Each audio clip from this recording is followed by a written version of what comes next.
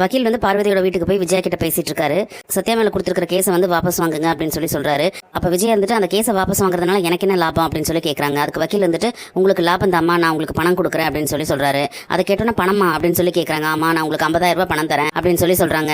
விஜயா அதை கேட்டோன்னா 50,000மா, அதெல்லாம் சரிப்பட்டு வராது, இந்த 50,000க்கு வேண்டி நான் கேஸ் எல்லாம் வாபஸ் வாங்க மாட்டேன் அப்படின்னு சொல்றாங்க. சரிம்மா, 1,00,000 ரூபாய் தரேன் நான், நீங்க கேஸை வாபஸ் வாங்குங்க அப்படின்னு சொல்றாங்க. இல்ல அதுக்கெல்லாம் நான் சம்மதிக்க மாட்டேன் அப்படிங்கிற மாதிரி சொல்றாங்க. நீங்க எவ்வளவுதான் எதிர்பார்க்கறீங்க அப்படின்னு சொல்லி வக்கீல் கேட்கறாரு. நீங்க எனக்கு 2,00,000 ரூபாய் கொடுத்தீங்க அப்படின்னா நான் கேஸை வாபஸ் வாங்குறேன், இதுதான் என் முடிவு அப்படின்னு சொல்றாங்க. சரிம்மா, இதாம்மா ஃபைனல், நீங்க கேட்ட 2 லட்சத்தை நான் கொடுக்க தயாரா இருக்கேன் அப்படின்னு சொல்லிட்டு சொல்றாரு. உடனே விஜயோட மூஞ்சில வந்து 1000 வாட்ஸ் பல்ப் எரியுது. வக்கீல் வந்து அவங்க அசிஸ்டன்ட் திரும்பி பாக்குறாரு. அவங்க அசிஸ்டன்ட் உடனே 2,00,000 ரூபாய் பணத்தை எடுத்து விஜயா முன்னால வைக்கிறாங்க. நீங்க இன்னைக்கே போய் கேஸை வாபஸ் வாங்கணும், நீங்க கேஸை வாபஸ் வாங்குறதுக்கு போலீஸ் ஸ்டேஷன் தான் போகணும், அப்போ உங்களுக்கு நான் இந்த பணத்தை தந்துடுறேன் அப்படின்னு சொல்றாரு. விஜயாவை கூட்டிட்டு அந்த வக்கீலே வந்து போலீஸ் ஸ்டேஷனுக்கு போறாரு. வண்டியை நிறுத்திட்டு வக்கீல் வந்து வெளியே வெயிட் பண்ணிட்டு இருக்காரு. விஜயா உள்ள போய் கேஸை வாபஸ் வாங்கிட்டு வந்துடுறாங்க. வந்ததுக்கு அப்புறமா விஜயா வந்து அந்த பணத்தை வாங்கிட்டு பார்வதியோட வீட்டுக்கு போயிடறாங்க. அங்க வீட்டுல காமிக்கிறாங்க, அண்ணாமலை வந்து முத்துக்கிட்ட நீ வேலைக்கு போகலையா இன்னைக்கு அப்படின்னு சொல்லி கேட்கறாரு. அந்த நேரத்துல வந்து முத்துக்கு வந்து போன் வருது. எடுத்து பார்த்தா வக்கீல் தான் கால் பண்ணிருக்காரு. அட்டன் பண்ணி பேசின உடனே சந்தோஷமா சரிங்க சார், நன்றி சார் அப்படின்னு சொல்லிட்டு போனை வைக்கிறாரு. முத்துவோட முகத்துல சந்தோஷத்தை பார்த்தோன்னா அண்ணாமலை வந்துட்டு என்னாச்சு, என்ன யாரு போன்ல அப்படின்னு சொல்லி கேட்கறாரு.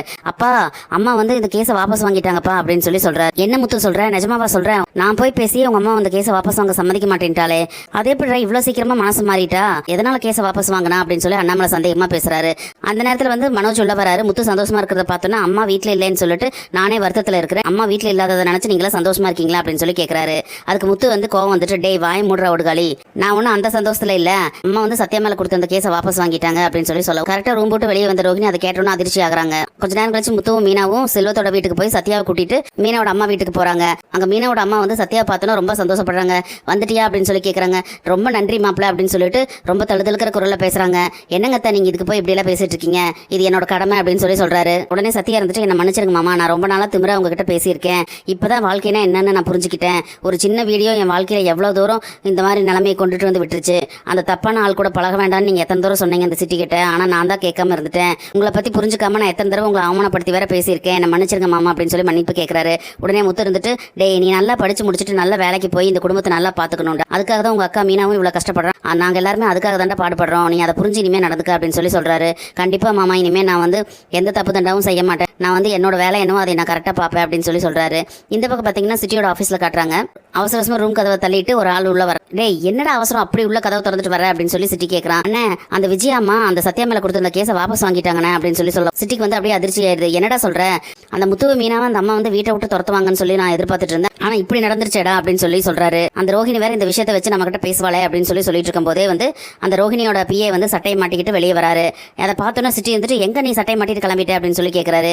இல்ல இப்படியே ரூம்குள்ள அடைஞ்சு கிடக்கு எனக்கு ஒரு மாதிரியா இருக்குது, அதனால தான் நான் வெளியே போயிட்டு வரலான் இருக்கேன் அப்படின்னு சொல்லவும், என்ன என் மேல இருந்த பயம் போயிருச்சா அப்படின்னு சொல்லி சிட்டி கேட்கறான். இல்ல அப்படியெல்லாம் ஒன்றும் கிடையாது, நான் கொஞ்சம் வெளியே போய் சரக்கு அடிச்சிட்டு வரலான்னு சொல்லி நினைக்கிறேன் அப்படின்னு சொல்றான். நீ பாட்டுக்கு வெளியே சுத்திட்டு இருக்காத, அந்த ரோஹிணி கிட்ட வேற நீ முடியாம இருக்க அப்படின்னு சொல்லியிருக்கோம், பணத்துக்கு வேற கேட்டிருக்கோம்ல அப்படின்னு சொல்லிட்டு சிட்டி சொல்லவும், அந்த ரோஹிணி வந்து பெரிய கேடி, அவ உடனே எல்லாம் பணம் தந்துட மாட்டா, நம்ம அவகிட்ட போராடி தான் வாங்கணும் அப்படின்னு சொல்லிட்டு அந்த பிஏ சொல்றான். அதை கேட்டோன்னு அவகிட்ட எப்படி பணம் வாங்கணும்னு எனக்கு தெரியும், நீ உள்ள போ அப்படின்னு சொல்லிடுறான் சிட்டி. அப்படி இங்க வந்து ரோஹிணி வித்யாவும் வெளியே போய் பேசிக்கிட்டு இருக்காங்க. அப்ப வந்து ரோஹிணி வந்து, எங்க மாமியார் எப்படிதான் இந்த கேஸை வாபஸ் வாங்குறதுக்கு சம்மதம் சொன்னாங்கன்னு தெரியல, அவங்க யாராவது மிரட்டி இருக்கணும், இல்லைன்னா முத்து ஏதாவது செஞ்சிருக்கணும் அப்படிங்கிற மாதிரி சொல்றாங்க. இப்படி கேஸை வாபஸ் வாங்கி என் தலையில மண்ணை போட்டுட்டாங்க எங்க ஆண்டி அப்படின்னு சொல்லிக்கிட்டு இருக்காங்க. இன்னைக்கு எபிசோட் இப்படிதான் போகுது. நாளைக்கு என்னெல்லாம் நடக்க போகுதுன்னு சொல்லி நம்ம பொறுத்திருந்து பார்க்கலாம். நம்ம வீடியோ பிடிச்சிருந்தா லைக் பண்ணி சப்ஸ்கிரைப் பண்ணுங்க ஃப்ரெண்ட்ஸ். தேங்க்யூ.